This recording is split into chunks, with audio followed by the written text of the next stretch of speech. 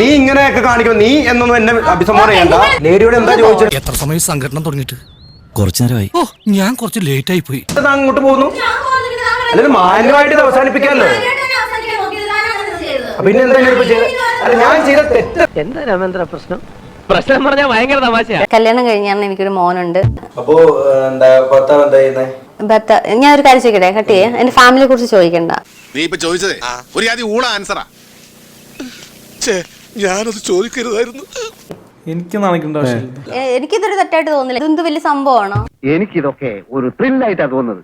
ജീവിതത്തിൽ എന്തെങ്കിലുമൊക്കെ ഒരു തമാശയൊക്കെ വേണ്ടേ? നിങ്ങൾക്ക് ഉപദേശം തരാനല്ല ഞാൻ ഇവിടെ ഇരിക്കുന്നത്, എന്റെ അഭിപ്രായങ്ങൾ ഇവിടെ തുറന്നു പറയാനാണ് ഞാൻ ഇരിക്കുന്നത്. ഞങ്ങൾക്ക് എന്തും ചെയ്യാലോ. അതായത് അമ്പലത്തിൽ കാണിച്ചത് ശുദ്ധ പോക്രിത്തരം എന്ന് തന്നെയാണ് എന്റെ അഭിപ്രായം. എന്തൊക്കെ പറഞ്ഞാലും ഇതൊരുമാതിരി മറ്റടുത്ത പരിപാടി തന്നെയാണ്.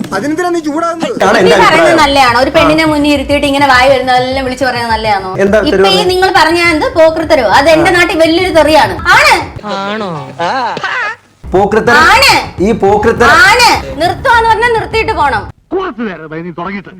ഈ കൈ മുദ്ര കാണിക്കാൻ മാത്രമുള്ളതല്ല, തീർക്കും ഞാൻ ഇന്ന് തീർക്കും ഞാൻ. അല്ലാതെ വീണ്ടും അത് കള്ളത്തരമെന്ന് പറയല്ല. പിന്നെ നിങ്ങൾ ചോദിക്കാൻ പറയാൻ എനിക്ക് താല്പര്യമില്ലടോ. നിനക്ക് കള്ളം പറയാൻ ബുദ്ധിമുട്ടുണ്ട് എന്റെ മോനെ. അസ്പ്രസ്ഥാന ഹൃദസ്തന്തയും പ്രവൃത്തിൻമുഖരെ നുണയന്തിയും എന്നൊരു ശ്ലോകമുണ്ട്. പ്രവർത്തിക്ക് നിരക്കാത്ത നുണ പറയാൻ പാടില്ല എന്ന് സാരം. നീ ഇങ്ങനെയൊക്കെ കാണിക്കും, നീ എന്നൊന്നും എന്നെ അഭിസംബോധന ചെയ്യണ്ട. ലേഡിയോട് എന്താ ചോദിച്ചത്? ഒരു നിമിഷം നമ്മളിവിടെ നിൽക്കൂല. ഞാനും നിൽക്കൂല.